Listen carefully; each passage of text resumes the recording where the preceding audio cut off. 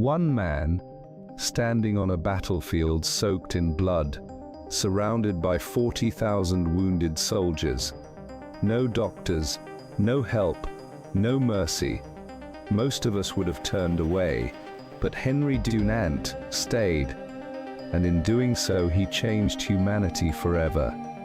This is not just the story of a man. This is the story of how compassion became law, and how one person's heartbreak rewrote the rules of war itself.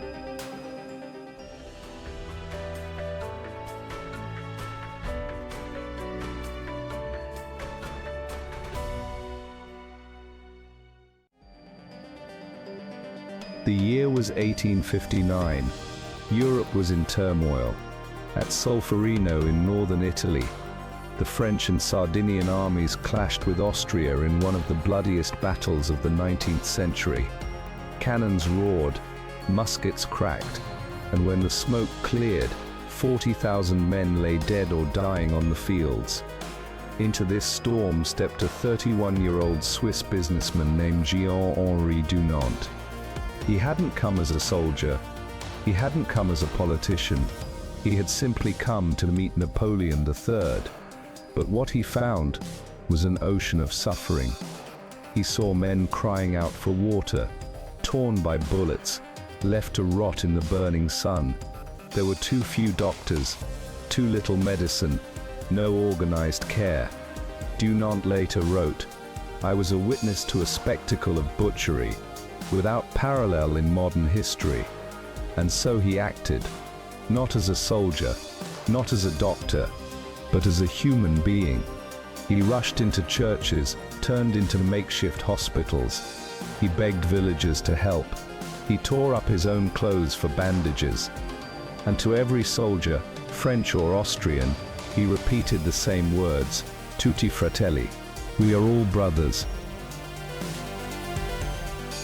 The horror of Solferino never left him. He could have returned to his business life, forgotten what he saw, but instead he wrote it all down. His book, A Memory of Solferino, was published in 1862, and it spread like fire across Europe. Dunant described, in painful detail, the screams, the amputations, the indifference of armies to the suffering they left behind. But he didn't stop at tragedy. He proposed a radical idea. What if in every war, volunteers could step forward, neutral, impartial, bound only by compassion, to care for the wounded, regardless of which flag they fought under? This idea was unheard of. War had rules for soldiers, but none for mercy. Yet Dunant's words touched hearts in Geneva. In 1863, he and 4 other visionaries formed what they called the International Committee for Relief to the Wounded, today the International Committee of the Red Cross. From that seed grew the Geneva Convention of 1864, signed by 12 nations. For the first time in history, the wounded and those who helped them were declared neutral. Humanity itself was written into law.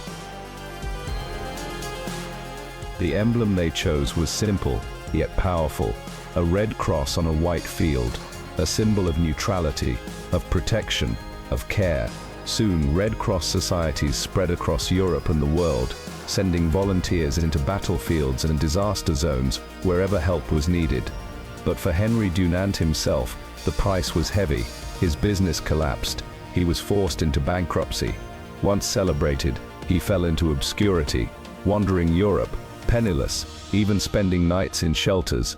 The world had embraced his vision, but forgotten the man who sparked it. And yet, history did not stay silent forever. In 1901, at the age of 73, Henry Dunant was awarded the very first Nobel Peace Prize.